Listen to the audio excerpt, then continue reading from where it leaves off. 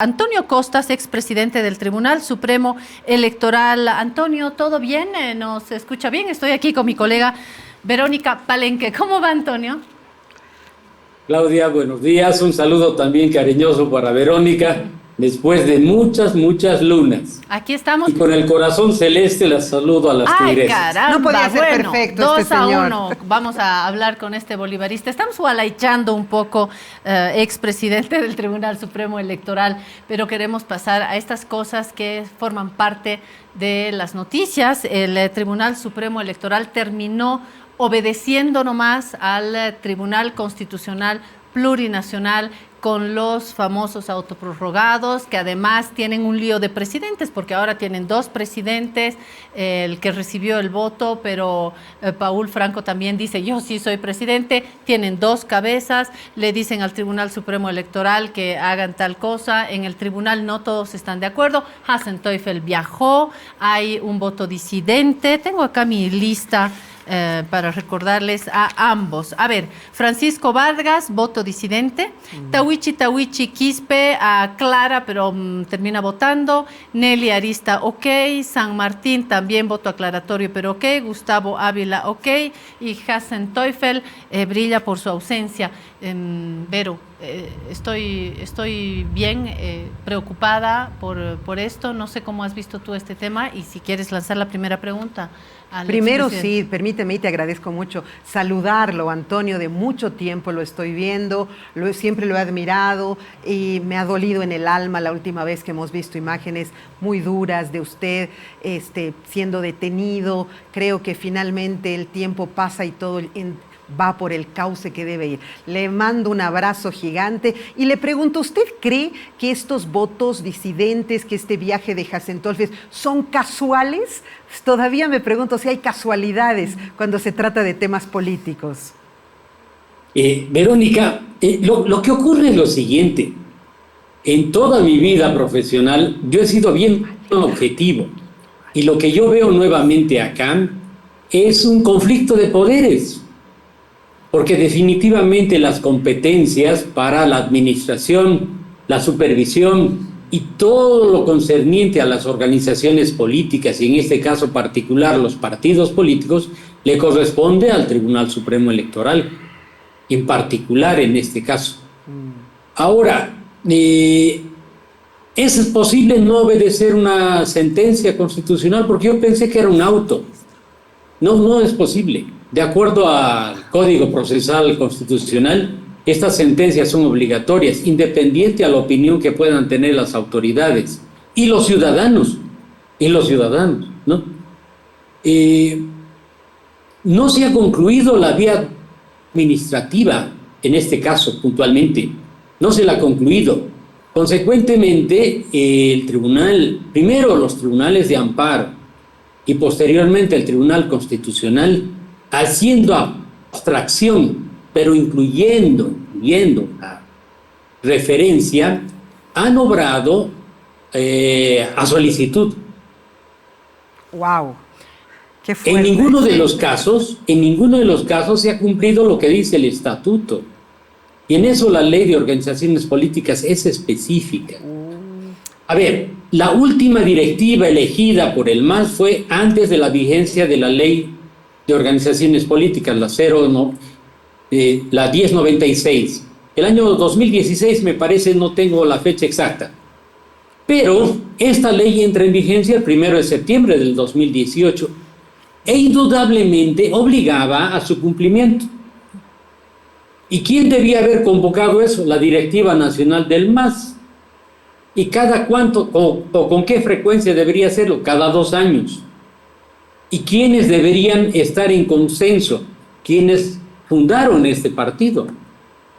Ahora viene todo un conjunto de situaciones complejas de resolver, indudablemente, y tal vez en eso la acción del órgano electoral y sobre todo del Tribunal Supremo debería haber sido más continua, motivando que los partidos políticos tengan vida interna, haciendo capacitaciones, impulsando la elección de las directivas.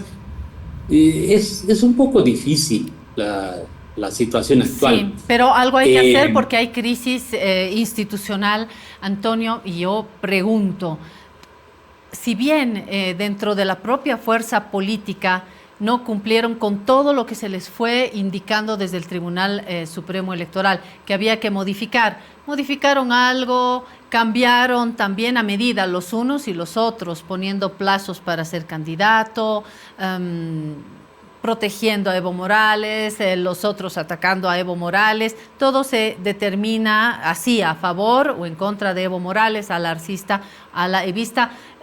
Sorprende, pero digamos que es el rollo interno de la fuerza política. El asunto que a mí me preocupa es la crisis institucional, porque el Tribunal Supremo Electoral es uno de los poderes. Hemos aprendido en el colegio, ¿no? El legislativo, el ejecutivo, el poder judicial, el poder electoral, y no debería haber una injerencia. Se quejó Tawichi una y mil veces que hay injerencia. El propio Hassan Teufel dijo que hay injerencia, pero a la hora de la hora se vota nomás y se obedece al tribunal de dos cabezas. ¿Qué haría usted, Antonio, en su lugar? ¿Qué le queda al Tribunal Supremo Electoral? Porque dijeron también, nosotros cumplimos acá el principio de independencia y mañana podemos terminar en la cárcel. Y usted lo sabe que eso sí puede ocurrir a la hora de un desbarajuste total como el que tuvimos el 2019, ¿no?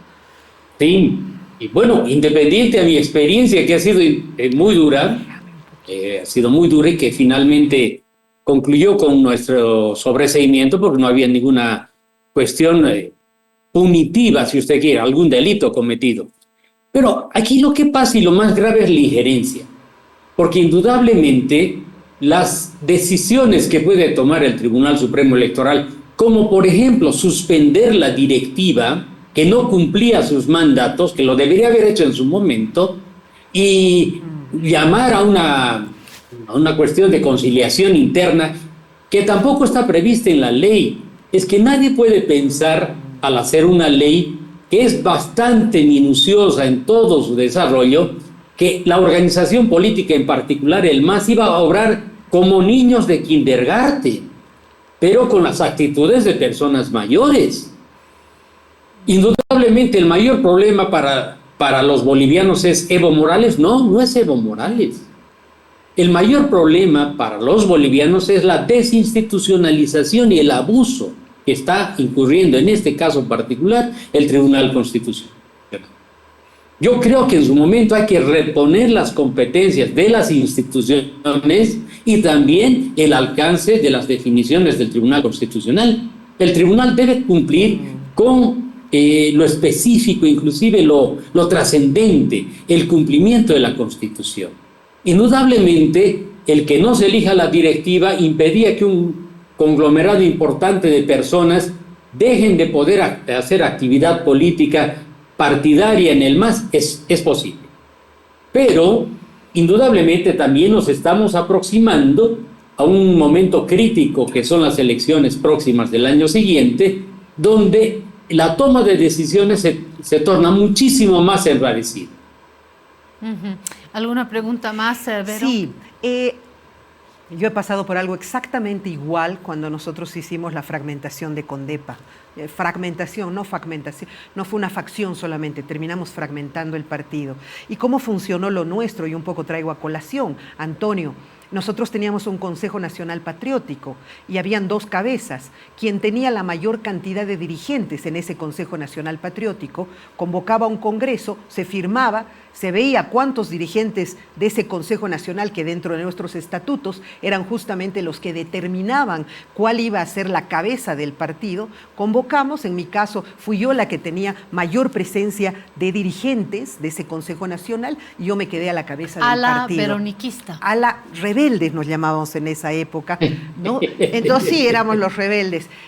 Pero y así fue como funcionó. Yo entiendo que esto está sucediendo de la misma manera, que hay en este instrumento por la soberanía de los pueblos, para que aclaremos que no es solo el MAS, sino que es esta otra construcción política de un movimiento que se ha hecho, la que ha presentado en el Congreso de Arce la mayor cantidad de miembros, cabezas de las organizaciones sociales que constituyen este instrumento. Y que a partir de ahí... ¿Pero quién los reconoce? Ese es el problema. ¿Pero que quién ahora los habido, reconoce? Que ahora hay ahí viene el problema. Exacto. Pero a partir de ahí es que se razona que ellos tienen la legitimidad, ¿no es cierto? La cosa es que señor, en Condepa... no es así. Permítame concluir. En Condepa eran personas.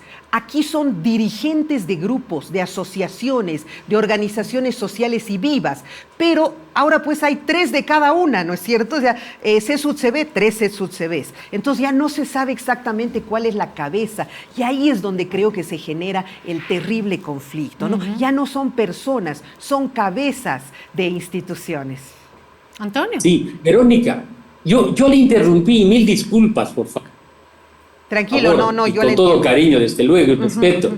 Pero lo que pasa es que la organización del MAS es extremadamente compleja. Yo no sé si fue intencionalmente hecha así. Y claro, cuando hay un liderazgo muy fuerte, yo diría un caudillismo muy fuerte, se maneja fácilmente.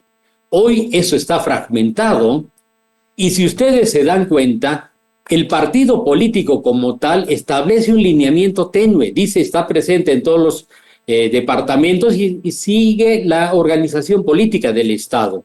Pero hay 4 organizaciones que son fundamentales. Pero la primera dice la Directiva Nacional del MAS, no habla del MAS como tal. Y ahí habla también de la CESUD-CB, de las Bartolinas y de los interculturales. Por eso es que se refleja esta crisis de manera tan marcada. Yo pienso que es una simbiosis, no es un partido político como tal, con el esquema que conocíamos, ¿no? Con comandos, por ejemplo, con dirigentes departamentales y también municipales, etc. Esta es una organización muy compleja. Ahora, ¿quién reconoce estas directivas? O sea, no las reconoce el Tribunal Supremo, entonces las reconoce el Ejecutivo, y si el Ejecutivo está en confrontación, ¿qué directiva de las Bartolinas va a elegir? Va a validar como verdadera, y cuál va a validar como verdadera el Tribunal Supremo. Es muy complejo esto, ¿ah? Sí. Es muy complejo. Yo pienso que en este momento se ha hecho una acción de facto. Eso es lo que ha hecho el tribunal. ¿Por qué razón lo ha hecho? Porque es la única instancia coercitiva. El Tribunal Supremo Electoral no tiene esa capacidad coercitiva, y debería tenerla de alguna manera. Debería tenerla como poder en sí, y creo que eso es lo que está en debate también. Hoy se están mezclando los hilos del Tribunal Supremo Electoral, del Tribunal Constitucional, de la propia Asamblea Legislativa, que queda también dentro de sus propias tensiones internas. Hay una crisis institucional. Esperemos que esto no se desate en un escenario todavía más caótico. Antonio, ha sido como siempre un gusto esta conversación. Antonio Costas, que nos ha aclarado muchos elementos de este ámbito electoral. Un abrazo de parte de las 2 stronguistas, que vive el strong. De las 2 stronguistas, y va todo mi corazón, de verdad. Yo las aprecio muchísimo. Desde la Chura Tarija, donde también somos compadres. Muchas gracias. Compadre, cierto, un abrazo.